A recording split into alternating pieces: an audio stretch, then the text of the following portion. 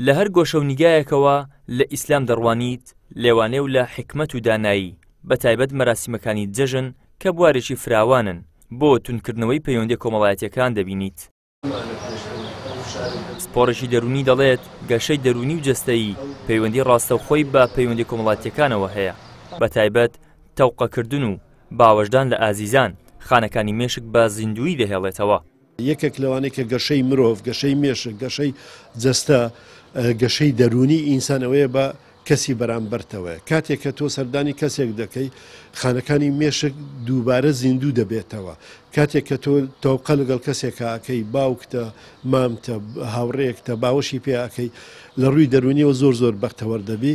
بەپێی زانستەکان ئەڵێ بەرگری دەرونیت بەهێزتر دەبێت. کاتێک کە بەرگری دەرونیت بەهێزتر بوو، بەرگری نەخۆشی خەم و خەفەت و خەمۆچی و هەروە سترێس و دڵە ڕاوچێت زیاتر دەگری. جژن ئەوەی فێرمان دەکەی ئمە چۆن تێکەڵی یەکتر بوون، بێکەوە نان بخۆین، بێکەوە بچینە مزگەوت، بێکەوە نوێژ بکەین، بێکەوە بچینە سەردانی خزمەکان و پێکەوە تێکەڵاوی یەکتر بین، لە ماڵەکان کۆ ببینەوە.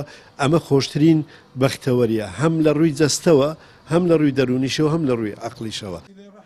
زانایانی ئاینیش باز لەوە دەکەن ئیسلام ڕێگەچارەی گونجاوی بۆ هەموو کێشە و گرفتێک داناوە. هەر بۆیە پێویستە موسڵمانان لە کاتی بەجێگەیاندنی پەیوەندی کۆمەڵایەتیەکاندا هێڵە گشتیەکان و سنوورە ئیسلامیەکان ڕەچاو بکەن.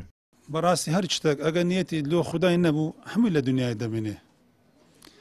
بەڵام ئی خودای ڕەب العالەمین بەرزی دەکا پیرۆز دەبیت دەستە میزانی حەسەناتت کە لە مالی خۆت دەردەچی. سەلەفی ساڵح کە لە مالێ دەردەچوون دەیانگوت یەکەم شت کە دەست پێ دەکەن ئەو ڕۆ ئاگامە لە چاومان بی تووشی نەزەر نەبین. ئەمەش دەن ئاگامە لە چاومان بی، ئاگامە لە زمانمانە بی. و گەورە و گچکاتیشەیە، گەورە و گچکاتی زۆر کەسێ لە یەکدری عاجز بووە گچکە دەستەکەن گەورەش ڕێزی لە گچکەی بنێتن. و تەمان ماڵە گەورە، بابە گەورە یان خوشی گەورە، برا گەورە، خاڵە، مامە، مامۆستا گەورەکان، ئەو مامۆستا بەڕێزانە وەڵای ئەو دینە نەبی، ئەو مامۆستای نەبی، شارەکانمان وێران دەبی. هەموو دەبیتە مخەدرات و عارەق و زینا و بەڕەلایەک ڕوودەدا کەس ژیان نامینێ لەو شارێ. ئەی خەڵچینە تاقیبی مامۆستایەکان بکەن، پێشەوایەکان بکەن، بڕۆن ئەوانەی دەستان دەگرن لەو بەهەشتتان بن، ئەوان باشترن لە پێشترن کە واسیلەی ڕەحم و لە جێژنەی سەردانیان بکەن.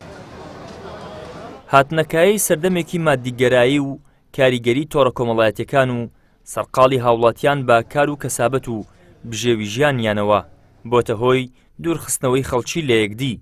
جەژن و بۆنەکانیش باشترین دەرفەتن بۆ ئەوەی پەیوەندیەکان تند و تۆڵ بکرێنەوە. ئیدریس محەممەد، کەناڵی ئاسمانی پەیام، هەولێر.